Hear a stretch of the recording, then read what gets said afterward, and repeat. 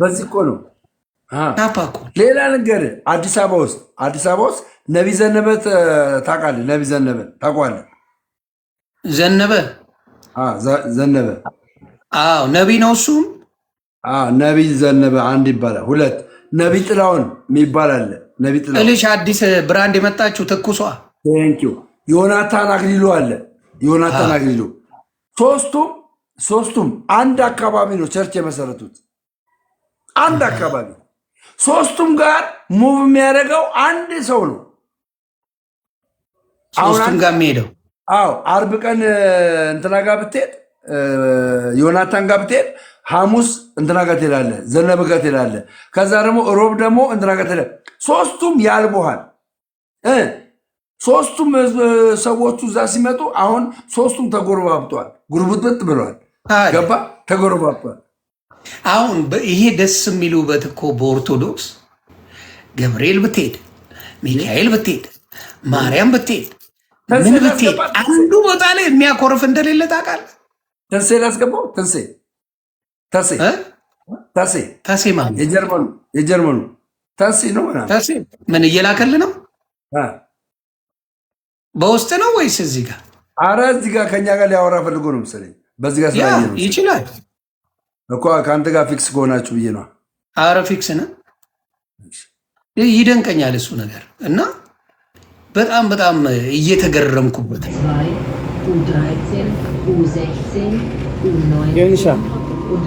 ፕሌን ውስጥ ነህ፣ ባቡር ውስጥ ነህ፣ ምን ውስጥ ሆነ እየነዳው ነው። እንዴት ወደዚህ ዞረ ነው የምትነዳው?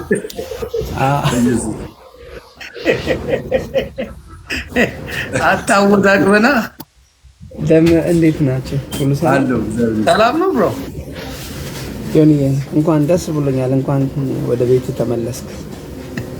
መንገድ ላይ ነኝ፣ አትቸኩል ብዬ ነበር እኮ እኔ ማታ ላይ ያኔ እኔ አይደለ እንደ እዛም ታስታውሳለህ? አማፕ የምር ደስ ብሎኛል። እግዚአብሔር መልካም ነው። አሜን ብለናል። እንዴት ምን እያወራችሁ ነው? ጊዜያችሁን አለ ዝም ብለን ፏፈሽ እያልን ነበር። ልንገርህ አንድ ሚስጥር ልንገርህ። እሱ ብቻውን ሲሆን 10 ጊዜ ይልክልኛል። እኔ ስልክ ዲክላይን አላረገም። ዛሬ አይተሳል ላስገባው እያለ ኧረ አስገባዋል እያወራው እያለ እኔ ደግሞ ዮኒማ ደሜ ልንገርህ ዮኒ አይጂ ላይ ነበረ እና አረ ኑ ያለን ያኔ ዮኒ አላዛር ምናምን እኛ ነን ወደዚህ ለምነናችሁ ያመጣ ነውና ከዛ ቀን ጀምሮ ሪስፔክት በክብር እኔ ብልክለት ለምን የፈለገ ወሬ አወራም ይቀበላል፣ አክሰፕት ያደርጋል።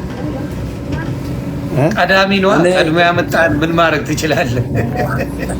ይመቻቸው አውሩ። እኔ ዝም ጫጫታ ውስጥ ነው ያለው ስራ። ኦኬ ብሮዬ ዝም ብለን እየሰከስን ነው። አውሩ። አይ አውሩ። እሺ ብሮ ይመችህ። መልካም የስራ አንተስ መቼ ነው በደንብ እንግዲህ ምን ነጠላን ደረብ አድርገህ ጀርመን ውስጥ ይዞ ምልክ እኔ አንተ ጠይቀው ይሁን። እኔ በሃይማኖቴ አልቀልድም። በኦርቶዶክስ እኔ የሐዋሳ ልጅ ሆኜ ልንገርህ በብዙ መንገድ ሃይማኖቴን ልቀይር ተገድጃለሁ። ግን በእምነቴ ነው ያልደራደርም። እምነት ከአባቴ ከእናቴ የወረስኩት ነው። እኔ ለልጆቼ ያወርሳለሁ እንጂ አልቀይረውም መቼም ቢሆን። እምነት አሪፍ ነው። አይ እንደኔ ለባሉ ድምቀት ዞር ብሎ አይቶ መምጣት ጥሩ ነው። አንዳንዴ አይቶ መምጣት ጉብኝት ብዙ ያስተምራል። ዮኒ በውስጥ እነግርሃለሁ። እኔ አንዴ አምና ኢትዮጵያ ውስጥ የሆነ የተቆመረልኝ ቁማር ነበረ እና ቸርች ምናምን ከተጠርቼ ምናምን እኔ ሰላም ነው ብዬ ሊሄድ ስል እግዚአብሔር በውስጥ እነግርሃለሁ እና በብዙ መንገድ ተሞክሬያለሁ። ግን እምነት የሌላውንም አከብራለሁ። አሪፍ ነው፣ ደስ ይላል። አንዳንድ ሰው ባመነበት ነገር ላይ ምንም ቢሉት እንትን አይልም እና ይሄ አሪፍ ነገር ነው። ዮኒ ተሴ የተደነኩበት ነገር ልንገርህ። ተሴ ይህን ነገር ትወርዳለህ።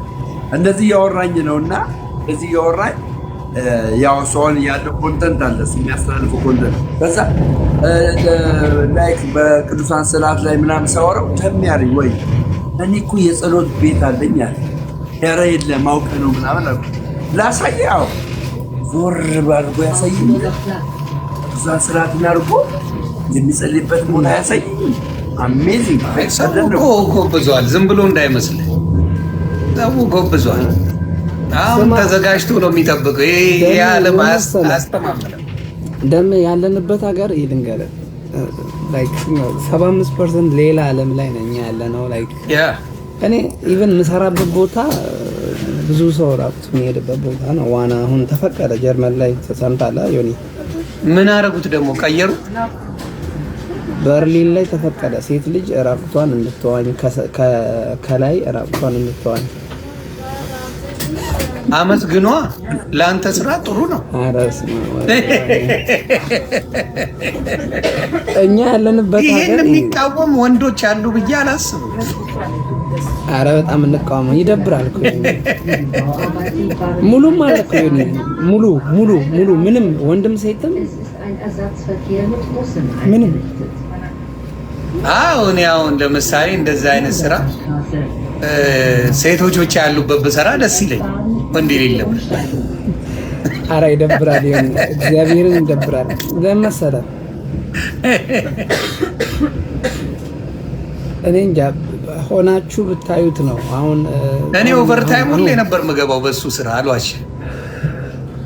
አረ ይደብራል። እኔ በተለይ ወንድ ኖ ሴቱን ነው የምልህ። ወጥሬ 18 ሰዓት ነበር የምሰራው።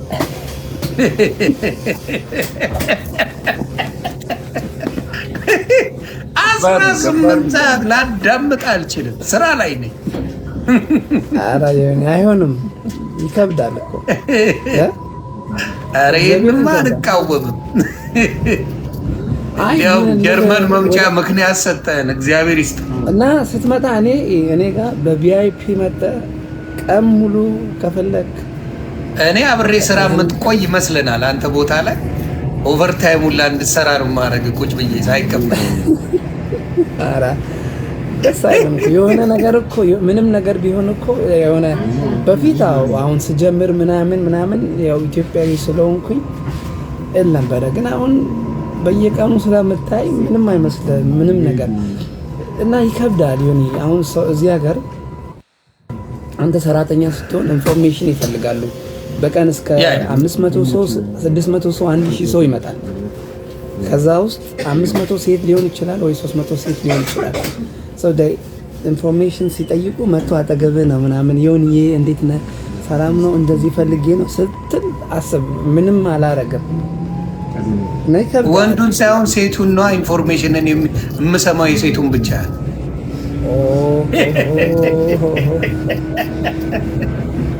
እንደዛ ነው። አሁን ጀርመን በቃ እንደዛ ነው። አውሮፓ እየተጀመረ ነው እና እግዚአብሔር ይጠብቀን ነው ለወደፊት። እኔ አልደግፍም። አይ ትንሽ ይከብዳል ለነገሩ፣ ለጨዋታው ነው እንጂ በስራ ቦታ ላይ ይከብዳል። አስበዋል። የኢትዮጵያን ሕዝብ እዚህ ብታመጣ ምን ሊሆን ይችላል? አስበዋል። እስር ቤት ገብቷል እንጂ አበሻው በሙሉ አፈፍ አርጎ ታጋይ ነህ። ለማንኛውም ግን ተሴ በጣም ታጋይ ነህ። አጠገብህ ብዙ አማልክቶች ያሉት ሰዎች ጋር ነው ያለው። ያንተና አምላክ አስበልጠህ ነው ያለው። የሚገርም ነው እኮ አንተ እኮ የሚገርም ያልተነገረልህ። አሜሪካ ይመላለሳል እኮ ሰውየው፣ ሀገር ይዞራል እኮ አታውቅም እንዴ? እሱ እኮ ብዙ ሀገር ዞሯል። እንዴ በጣም ብዙ ሀገር ይዞራል። እዚህ ራሱ ስንቴ ተመላልሷል። ሚስቱ ራሱ እዚህ ነው ያለችው። ታውንቲ ፐብሊክ አታርግ። ሱዳን ነው ያለችው። ይቅርታ ተሳስቼ። ሱዳን አለች። ሱዳን ነው እና መልካም ቀን ይሁንላችሁ። ሪስፔክት ይመችተስ። መልካም ቀን የሆነ ስራ ምን አፈላርግልኛ አባት ኡበር ይሄንማ ስራ ለአንተ ነው የሚሆነው። ደሜ ይሄ ስራ ለአንተ ነው። ዛሬ በጣም ደስ የሚል ቆይታ ነው ያደረግነው። በትምህርትም ቤተሰቦቻችን በሃይማኖታችን በመጽናት አንዴ ምን አለ? let me tell you the truth አለ። ንግግራችሁ በጨው እንደተቀመመ በጸጋ አይደለም፣ ረብ የሌለው ተረት ተረት ነው እንጂ ጴንጤነት ሪኳየር ዲሲፕሊን። አንድ እኔ ልመልስ ብራዘር። ለዚህ ነው ያንተ ፓስተሮች፣ ነቢያቶች እንዲሁም ምንድን ሐዋርያቶች የሚዘርፉት?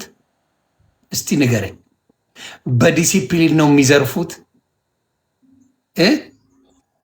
ሙሉ ቅባት የሚሸጡልህ በዲሲፕሊን ነው? አባቴ ንገረኝ እስቲ።